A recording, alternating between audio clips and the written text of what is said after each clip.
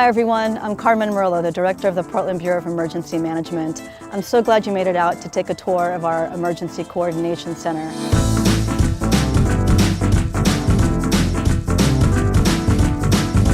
The Emergency Coordination Center is home to the Portland Bureau of Emergency Management, Portland Water Bureau Emergency Management, and security teams.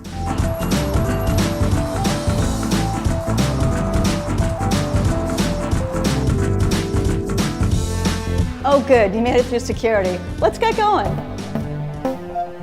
Here we are in the heart of our Emergency Coordination Center. The focal point of the Emergency Coordination Center is our large 12-monitor matrixed video wall. We can display 12 small individual images or one large image.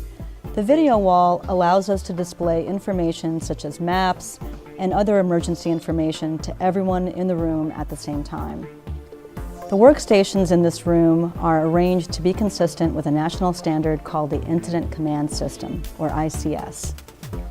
ICS is a standardized method of managing incidents of all sizes. It provides for a consistent framework allowing trained emergency managers and first responders to work together with little or no instruction.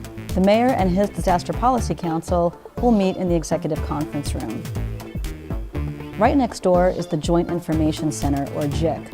This is where our communications folks work to ensure accurate information is being shared with you as quickly and effectively as possible. We'll work with reporters, harness the power of social media, and monitor media sources to reduce opportunities for confusion related to any mixed messaging.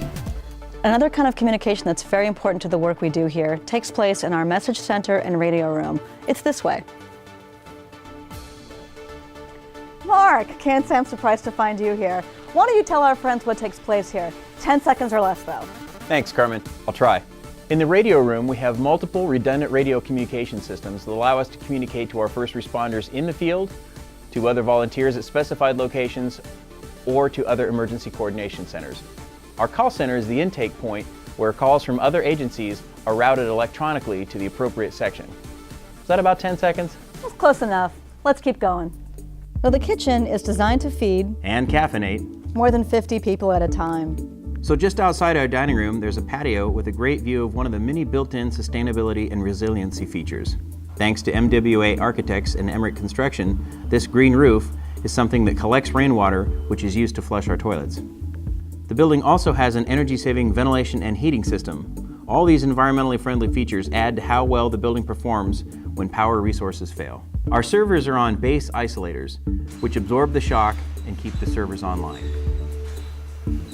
There are several examples throughout the building where you see these large diagonal beams.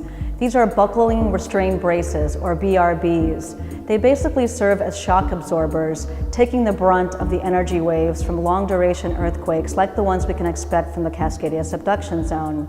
These are steel tubes filled with concrete and rebar, and each weighs about 5,000 pounds. They're very deliberately left exposed so that afterwards a structural engineer can come and quickly assess the damage to the building. We have two art installations at the Emergency Coordination Center. The first is called the Heart Beacon. This is an interactive enclosure of light, color, and sound that displays the heartbeat of visitors. The piece takes the literal pulse of the community. The other installation is inside our lobby, and that piece is called Heroic City. It draws from an abstraction of a map showing the city neighborhoods, roads, and streets. The stainless steel forms a grid that encloses the colorfully illuminated acrylic boxes. That concludes the tour of our Emergency Coordination Center.